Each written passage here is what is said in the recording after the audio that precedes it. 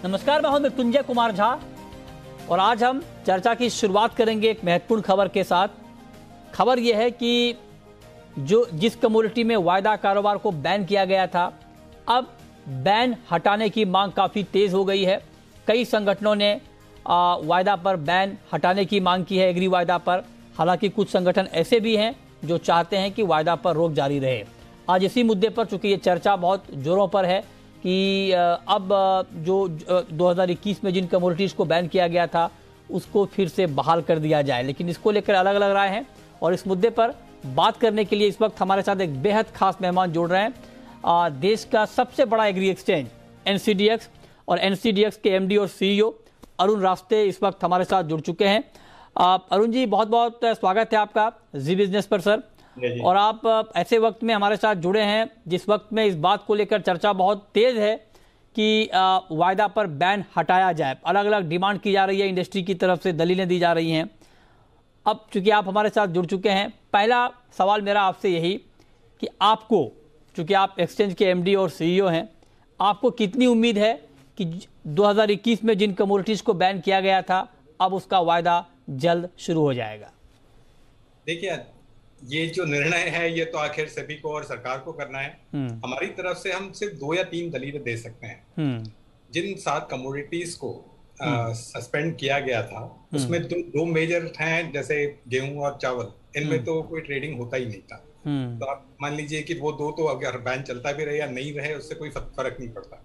अगर आप 2 दूसरी कमोडिटीज हैं जो मेजर, जिसपे डेरिवेटिव्स मार्केट में ट्रेडिंग होता है, सोयाबीन या चना, इन दोनों के अगर भावों को देखें तो चना जिस वक्त सस्पेंड हुआ था उस वक्त से लेके आज तक एमएसपी के नीचे ही चल रहा है। अगर आपने 2-3 दिन पहले न्यूज में देखा होगा कि नाफेड 2020 और 2021 में जो प्रोक्योर किया हुआ चना था वो एमएसपी से कम भाव में बेचने वाला है। मतलब अगर ये दलील दी जाए कि फ्यूचर्स मार्केट के कारण महंगाई बढ़ती है या फ्यूचर्स मार्केट महंगाई की तरफ इशारा करते हैं, तो ये कहीं से मतलब सही नहीं होगा। अगर आप चने के भाव देखेंगे पिछले अक्टूबर से आज तक चना एमएसपी से लगातार कम चलते आ रहा है। आज भी चना एमएसपी से कम ही चल रहा है। तो किसी को भी मतलब ये नहीं है कि चने के भाव फ्यूचर के कारण बढ़े थे या कम हुए थे।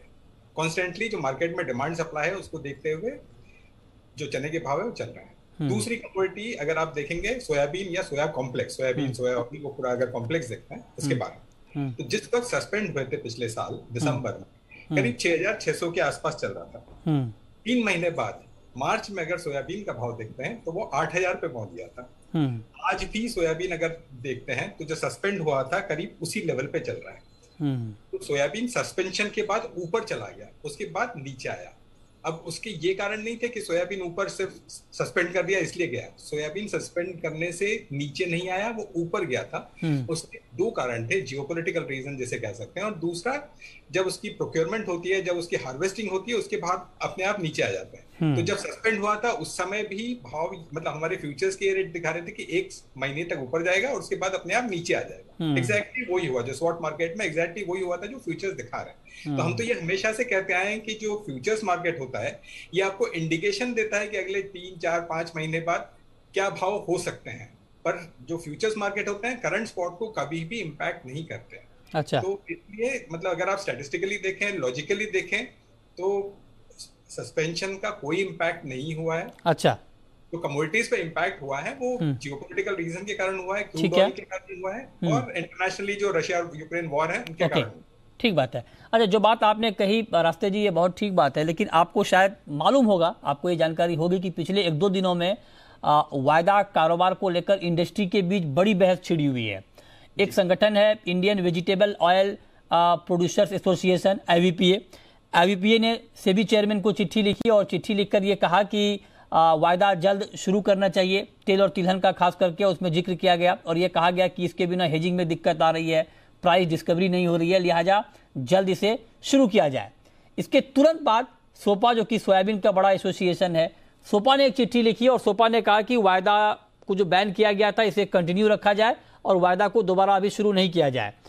सोपा का तर्क ये है कि फ्यूचर मार्केट से ज्यादा वोलेटाइल होता है प्राइस। उन्होंने एक चार्ट मुझे भेजा है, मेरे पास ईमेल है सोपा का, और उसमें उन्होंने जिक्र किया है कि जब फ्यूचर मार्केट चल रहा था इन कमोडिटीज का तो बाजार ज्यादा वोलेटाइल था, अनमैनेजेबल था, और जब वायदा को बंद किया गया तो मार्केट कम वोलेटाइल हो गया, उतार चढ़ाव कम हो गया।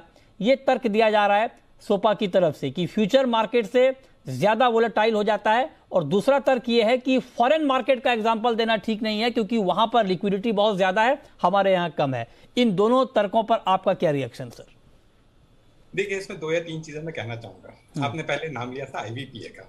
अगर आप देश के सबसे बड़े अग्रणी जो इंडियन वेजिटेबल प्रोड्यूसर्स या इस फील्ड में जो काम करते हैं, तिलहन हो, दलहन हो, इनमें काम करने वाले जो सबसे बड़े नाम हैं, जैसे रुचि सोया हो, कॉफको हो, इमामी हो, अडानी विल्मार हो, ये सब आईवीपीए के मेंबर्स हैं।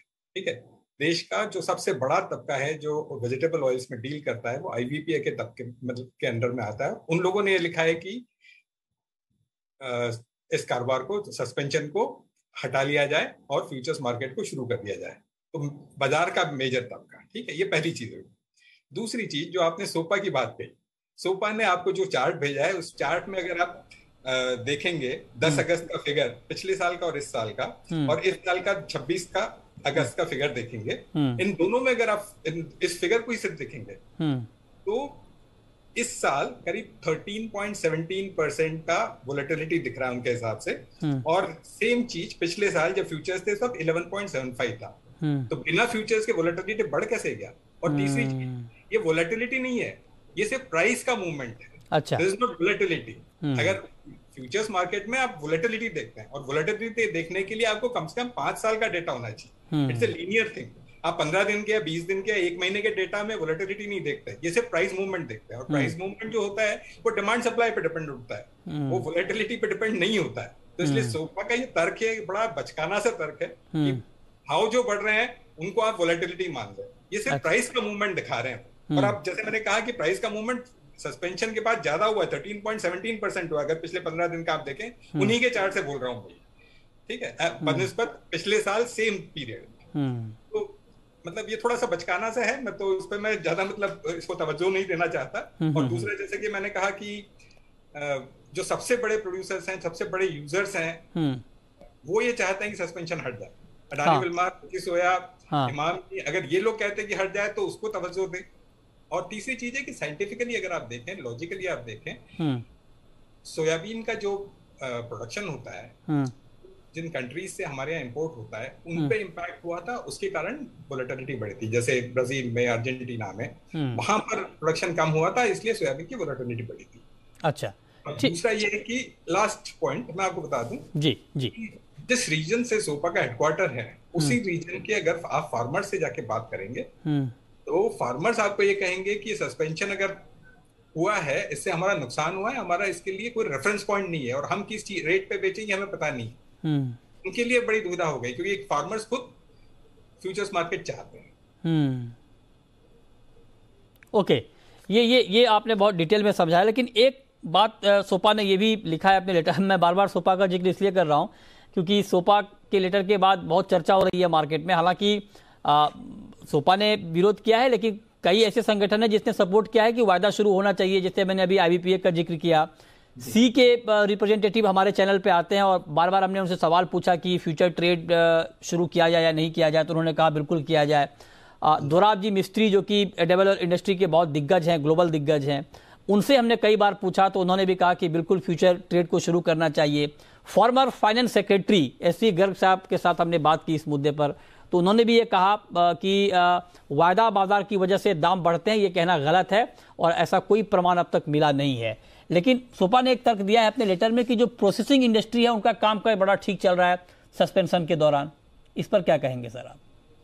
देखिए, प्रोसेसिंग इंडस्ट्री का काम ठीक चल रहा है सिर्फ एक चीज से कि वोलेटिलिटी से उससे क्या लेन देना। वोलेटिलिटी रिस्क मैनेजमेंट करता है। अगर प्रोसेसिंग इंडस्ट्री चाहे तो वो खुद भी सस्पेंशन के अगेंस्ट आकर और अपनी जो प्राइस की रिस्क है वो हेज कर सकती है। उन्हें कोई मना तो नहीं कर रहा है कि आप अपनी प्राइस रिस्क हेज मत करिए। इंपोर्टर है, एक्सपोर्टर है या प्रोसेसर है, कोई भी एक्सचेंज प्लेटफॉर्म पे आ सकता है और इसे मतलब अपनी रिस्क को हेज कर सकता है। उन्हें जरूरी नहीं है कि वो बाहर रह के अपनी रिस्क हेज नहीं कर रहे हैं इसलिए उन्हें जब ऐसा लग रहा है कि सस्पेंशन होना चाहिए। अच्छा, बट अगर वो अपने प्लेटफॉर्म पे आके अपनी रिस्क हेज कर सकते हैं तो उन्हें मतलब कोई दिक्कत नहीं होगी। ठीक है। अच्छा, एक सवाल रास्ते जी मेरा आपसे ये होगा, ठीक है ये तो हमने बात की, लेकिन मैं आपसे ये पूछना चाहता हूं कि अभी वायदा बाजार नहीं होने से, मतलब जिन कमोडिटीज का हम जिक्र कर रहे हैं, तिलहन, चना, पाम तेल, व्हीट, इनका फ्यूचर नहीं होने से इस वक्त दिक्कत क्या आ रही है?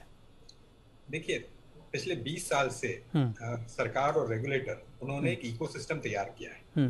ठीक है, इस इकोसिस्टम को तैयार करने के पीछे 2 या 3 मेजर चीजें हैं। एक तो देश में ट्रांसपेरेंसी आए, दूसरा किसानों को मार्केट से रेफरेंस पॉइंट मिले, उनकी जो रिस्क है उसको हेज कर सके, तीसरा हमारे इंपोर्टर या एक्सपोर्टर है उनको अपॉर्चुनिटी है अपने रिस्क हेज करने की।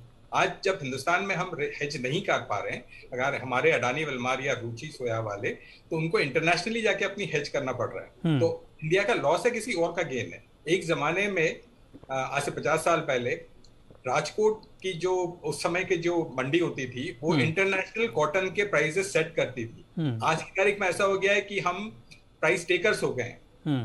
वियतनाम पेपर के प्राइस, छोटा सा कंट्री है वियतनाम, वो पेपर के प्राइस सेट करता है। हमारे केरला में इतना बड़ा प्रोडक्शन होने के बावजूद हम नहीं कर पाते। सेम चीज किसी भी मार्केट में इंडिया प्राइस मतलब टेकर नहीं रहा, मतलब हम लोग आज सेटर नहीं रहे हैं, हम लोग टेकर हो गए, जबकि वी आर द फर्स्ट और सेकंड हाईएस्ट प्रोड्यूसर और अच्छा, ये हमारे लिए सबसे बड़ी नुकसान की बात। राइट। एक बात सर और मैं आपसे पूछना चाह रहा हूं कि कुछ लोग ये तर्क दे रहे हैं कि वायदा बाजार तो होना चाहिए, लेकिन वायदा में कुछ बदलाव के साथ शुरुआत होनी चाहिए ताकि इसमें गड़बड़ी ना हो, किसी तरह का बड़ा स्पेकुलेशन ना हो। तो क्या आपको लगता है कि जब इन कमोडिटीज पर बैन हटाया जाए, जब आप लोग शुरू करेंगे इसको दोबारा, क्या इसमें कुछ बदलाव करेंगे या पहले जैसा जो कॉन्ट्रैक्ट का जो कॉन्ट्रैक्ट था वैसे ही शुरू होगा?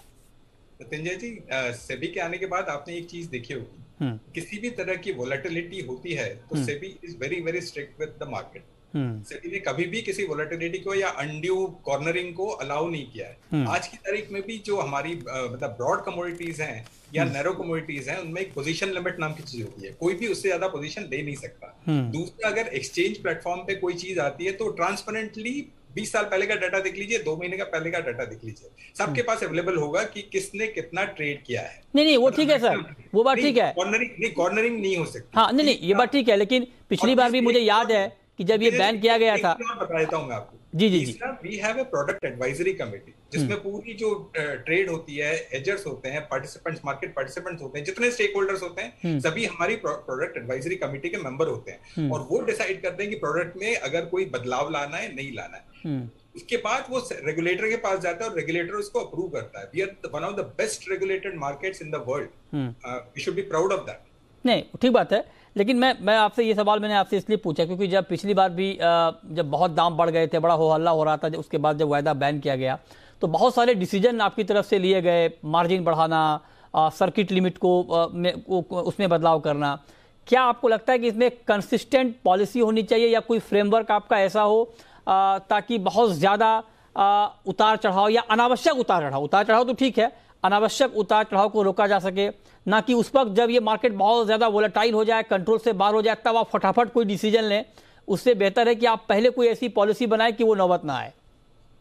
देखिए मृत्युंजय जी, जब ये सस्पेंशन हुआ था उस समय ऐसी कोई मतलब हिस्टोरिकली कोई ऐसी वो घटना नहीं हुई थी कि बाजार में बहुत ज्यादा उतार चढ़ाव हो गया या वोलेटाइल हो गया था। अगर आप उसके 1-2 महीने पहले सस्पेंशन की अगर आप देखें, कोई प्राइसेस में वोलेटिलिटी नहीं थी। तो जैसे मैंने कहा, सेबी ने इतने अच्छे सिस्टम लगा रखे हैं, कुछ भी थोड़ा सा भी इंडिकेशन होता है वोलेटिलिटी का, we have provisions like additional margin लग जाता है, पोजीशन लिमिट्स हैं, तो बहुत अच्छे से रेगुलेटेड सिस्टम है हमारा, बहुत अच्छे से इफेक्टिवली चल रहा है और रिस्क बड़े अच्छे से मैनेज हो रही है। तो ये मतलब कोई बहुत ज्यादा अनड्यू उतार चढ़ाव या कॉर्नरिंग की कोई पॉसिबिलिटी इंडिया में सेबी रेगुलेशन में नहीं हो सकती है। ओके ठीक है, एक सवाल सर मैं आपसे ये पूछना चाह रहा हूँ कि कल सोशल मीडिया पे अलग अलग व्हाट्सएप ग्रुप में बहुत तेज़ी से एक न्यूज़ सर्कुलेट हो रहा था कि सेबी ने बैन हटा दिया है कुछ एग्री कमोडिटी के वायदा पर, बहुत तेज़ी से हो रहा था, हालांकि आधिकारिक तौर पे कोई खबर नहीं आई है, इस चीज़ की पुष्टि नहीं हुई है। लेकिन मैं आपसे जानना चाहता हूं कि वायदा कारोबार से बैन हटाने को लेकर बातचीत की किस स्तर तक पहुंची है सर? देखिए, बाजार में जो रूमर्स आती हैं उस पर तो मैं रिएक्ट नहीं कर सकता। नहीं, उस पर नहीं, मैं वैसे पूछ रहा हूँ क्योंकि मामला बहुत गर्म है सर ये अभी। नहीं, as an exchange we are a quasi regulator, so we can not comment. मतलब जो रूमर्स होती है उस पर हम कमेंट नहीं कर सकते हैं। और जिस स्तर पर जो बातचीत करना है, जिससे करना है और जिससे होना चाहिए वो हो रही है। हमारा पूर्ण विश्वास है कि ये जब पीरियड खत्म होगा उस वक्त सस्पेंशन हट जाएगा और कमोडिटीज बाजार में सब कमोडिटीज वापस आ जाएंगे। ओके, ठीक है। तो आप कह रहे हैं कि आपको, अच्छा सर एक बात और, कि सस्पेंशन हटेगा तो एक साथ जितनी कमोडिटीज को बैन किया गया था सब पर हट जाएगा या फेज वाइज? देखिए, ये तो सेबी का निर्णय है और आपके सेबी वालों से अगर पूछे तो ज्यादा अच्छा होगा। हमारी तो ये मंशा रहेगी कि पूरा एक साथ सबके साथ ये हट जाए, बट ये निर्णय तो हमारे पास नहीं है, तो निर्णय सेबी का है, तो आप उनसे पूछे तो बेहतर होगा। ठीक बात है। बहुत शुक्रिया रास्ते जी आपका हमारे साथ इस खास बातचीत के लिए जुड़ने के लिए, डिटेल में बताने के लिए कि वायदा बाजार शुरू करने का वक्त क्यों आ गया है। बहुत सारे संगठन हैं जो इसके पक्ष में हैं, वो चाहते हैं कि फ्यूचर ट्रेड को शुरू किया जाए। कुछ संगठन पक्ष में नहीं भी हैं, लेकिन अभी रास्ते जी ने बहुत डिटेल में समझाया कि क्यों ज़रूरी है इस वक्त फ्यूचर ट्रेड को शुरू करना, जिन कमोडिटीज़ पर बैन 2021 में लगाया गया था। बहुत बहुत शुक्रिया सर आपका हमारे साथ जुड़ने के लिए। चलिए आगे बढ़ते हैं और अब बात करते हैं कि आज के मार्केट में आपको करना क्या है। हमारे साथ अजय केडिया हैं, केडिया कमोडिटी के एमडी, और जतिन त्रिवेदी हैं एलकेपी सिक्योरिटीज के। आप दोनों का बहुत बहुत स्वागत है। अजय जी, शुरुआत गोल्ड से ही, गोल्ड में आज शाम को क्या किया जाए सर?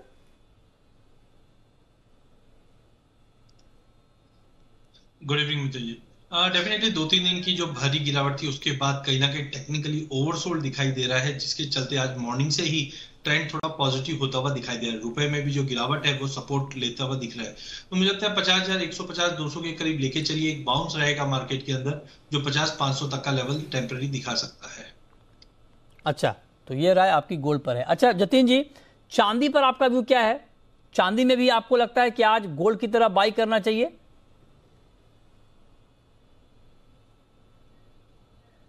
जरूर, जिस तरह से गोल्ड के अंदर अगर बाइंग की जो रुझान बन रही है तो चांदी पे थोड़ा सा उसका रिफ्लेक्शन जरूर देखने मिलेगा। साथ ही साथ में बेस मेटल्स जो है वो अगर स्टेबल होते हैं, गिरावट जो अगर एटलीस्ट रुक जाती है तो भी चांदी को थोड़ा सपोर्ट मिल जाएगा उसके चलते।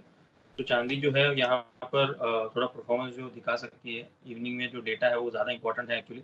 तो एक स्पाइक जो आता है उसको अवॉइड करने के बाद ट्रेड करने की सलाह दूंगा मैं, क्योंकि जो डेटा का जो स्पाइक होगा वो हो जाने दीजिए। 52,800, 52,750 के आसपास प्राइजेस मुझे अच्छे लग रहे हैं ट्रेड करने के हिसाब से। लोअर लेवल्स पे स्टॉप लॉस जो है 52,500 का मेंटेन करें और हायर लेवल्स पे 53,500 के हिसाब से टारगेट भी बनाकर चले। स्ट्रिक्टली स्टॉप लॉस के साथ ट्रेड करने की सलाह दूंगा। अगर डेटा के पहले कर रहे हैं तो डेटा के बाद थोड़ी वॉल्टिलिटी कम हो जाएगी, उसके बाद ट्रेड लेना मैं सजेस्ट करूँगा। ठीक है, तो ये राय आपकी है। सिल्वर के ऊपर आप कह रहे हैं कि 53,550 के टारगेट के लिए आप बाई करें 52,800 पे। अब आते हैं क्रूड पे। अजय जी, क्रूड में भी बहुत ज़्यादा हमने हलचल देखी है, उठापटक। आज कच्चे तेल का मार्केट ऊपर है करीब करीब 2%, MCX पर 7,062 का लेवल है। इस भाव पर क्रूड में क्या किया जाए सर? बिल्कुल इंट्राडे लिहाज से मुझे लगता है कि लेके चलना चाहिए, क्योंकि पिछले एक हफ्ते में 800 पॉइंट से ज्यादा की गिरावट देखी हमने। चाइना में जो फियर था या चाइना का जो डेटा आया था वो खराब आया था, उसकी वजह से ये फॉल था। बट मुझे लगता है एक टेक्निकल पुल बैक है मार्केट में, तो 7,000 या करंट मार्केट से लिया जा सकता है। वॉल्टिलिटी ज्यादा रहेगी बट 73-73.50 तक का एक बाउंस बैक देखने मिल सकता है। ओके, ठीक है, तो ये राय आपकी क्रूड पे। लेकिन अब शुरू करते हैं सवाल जवाब। पहला सवाल है सौरभ का फरीदाबाद से। पूछिए सौरभ जी। नमस्ते सर। नमस्कार, पूछिए सर। जिगर जी से सवाल है, क्रूड और एनजी में क्या करना चाहिए? क्रूड और एनजी में बताइए। जतिन जी हमारे साथ, जिगर नहीं है। बताइए जतिन जी। जतिन, हाँ। क्रूड के अंदर जो है वो व्यू पॉइंट थोड़ा सा अभी बेरिश है मेरा। जब तक 70-50 के नीचे ट्रेड कर रहा है तब तक क्रूड के अंदर थोड़ा व्यू पॉइंट जो वीकनेस का जो है कंटिन्यू रह सकता है। तो 70-50 के ऊपर मैं शॉर्ट कवरिंग एक्सपेक्ट कर रहा हूँ, जो उसको सीधा 7300 तक भी लेके जा सकता है। एनजी की भी बात करूँ तो यहाँ पर थोड़ा प्रॉफिट बुकिंग जो है वो हैवी है। सेल ऑन राइज की स्ट्रैटेजी जो यहाँ ज़्यादा फेवरेबल लग रही है एनजी के अंदर। जिस तरह से मार्केट जो है वो ऑलरेडी बहुत बड़ी रैली दिखा चुका है, यहाँ पर थोड़ा सा प्रॉफिट बुकिंग जो है और कंटिन्यू रह सकता है। 722 के आसपास सेल करके चल सकते हैं एनजी को। स्टॉप लॉस स्ट्रिक्टली मेंटेन करना है 728 का, और 710 से 708 के टारगेट्स के हिसाब से एनजी के अंदर सेलिंग का व्यू पॉइंट बन रहा है। ठीक है, अगला सवाल है रोहित का, मध्य प्रदेश से हैं। पूछिए Rohit ji. Good evening sir. Good evening, पूछिए। सर मुझे चने पे राय चाहिए थी सर। जैसे सरकार ने कहा है राज्यों को कि 15 लाख टन चना 8 रुपए किलो कम में आवंटन करने के लिए, मतलब देने के लिए, और नेफेड की बिक्री चल रही है, तो ये देखते हुए सर चना 4000 हो जाएगा क्या नीचे में? सरकार मद्दी को करने में इसको चने को, तो क्या 4000 हो जाएगा चना? जी 4000 होगा।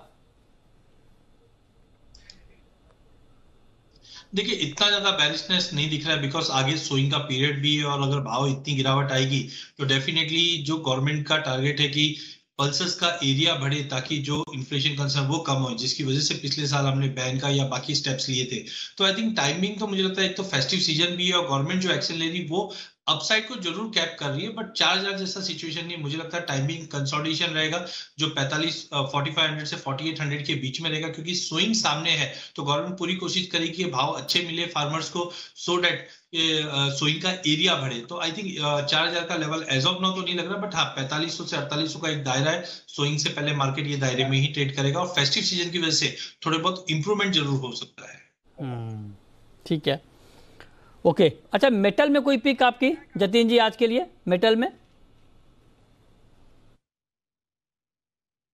मेटल्स का मार्केट हम देख रहे हैं कि अच्छी खासी सेलिंग जो है वो चल रही है मेटल्स के अंदर। सो ट्रेंड के साथ ही जाना चाहूंगा। सेल ऑन राइज लेकिन रेकमेंडेड है यहाँ पर, क्योंकि मार्केट ओवरसोल्ड भी है। सो एक छोटा सा बाउंस जरूर आ सकता है यहाँ पर।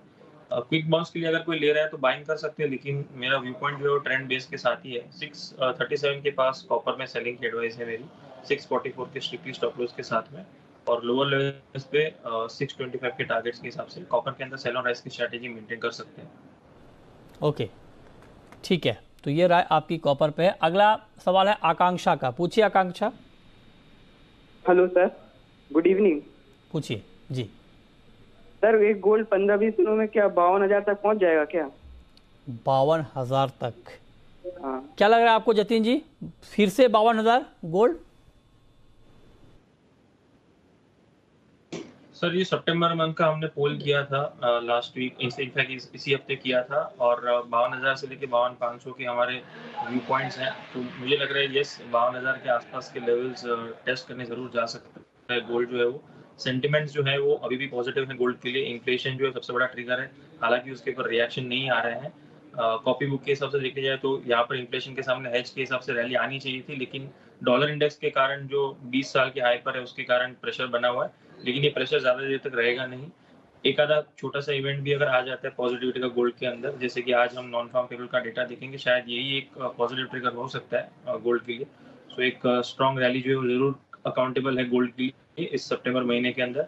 52,000 जरूर आने की पूरी संभावना है। ओके, चलिए बहुत शुक्रिया जतिन जी आपका, अजय जी आपका जुड़ने के लिए, बताने के लिए कहाँ पर कमाई के मौके बन सकते हैं।